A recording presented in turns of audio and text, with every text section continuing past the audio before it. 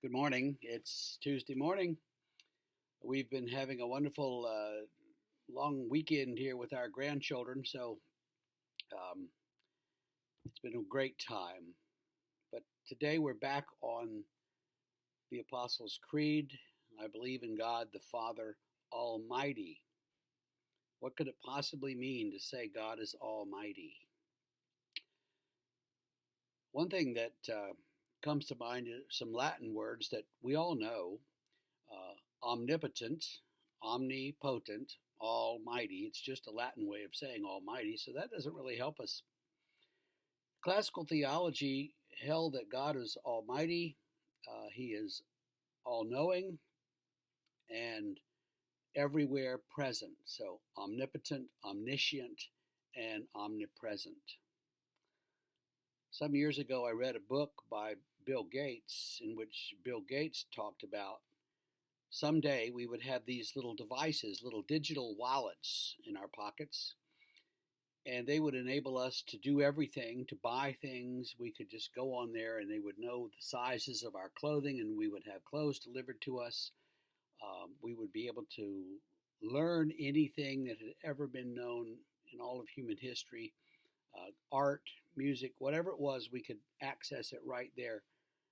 Of course, he probably was foreseeing the rise of what we call the smartphone, and Amazon and Google and all those sorts of services that we have that actually made life bearable during the pandemic.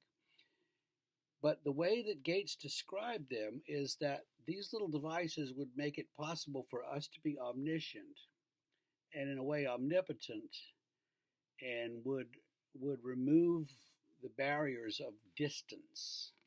That's one thing that the internet has done. It no longer matters where you are.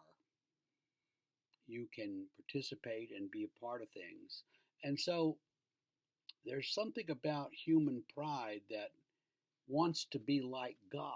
That comes as far early as Genesis chapter 3.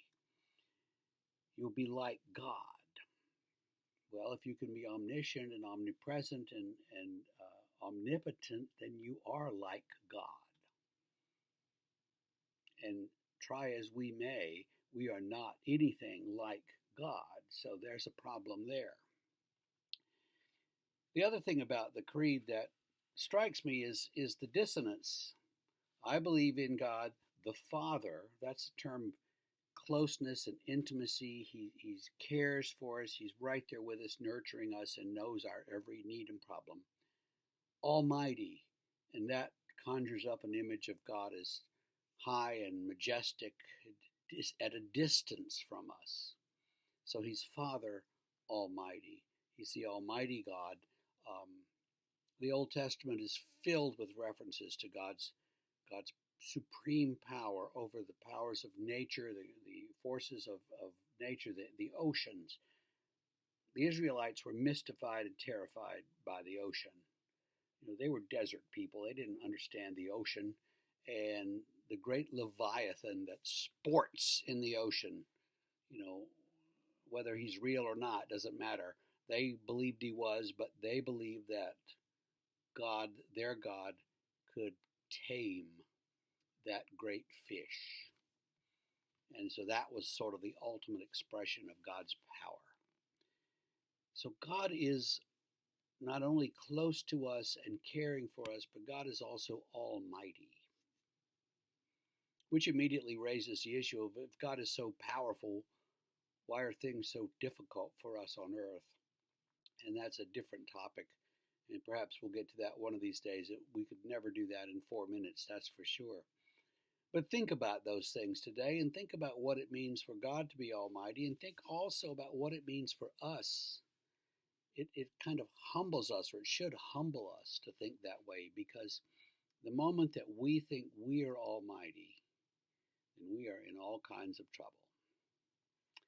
Tomorrow we'll keep blasting forward with the Apostles' Creed. Have a great day.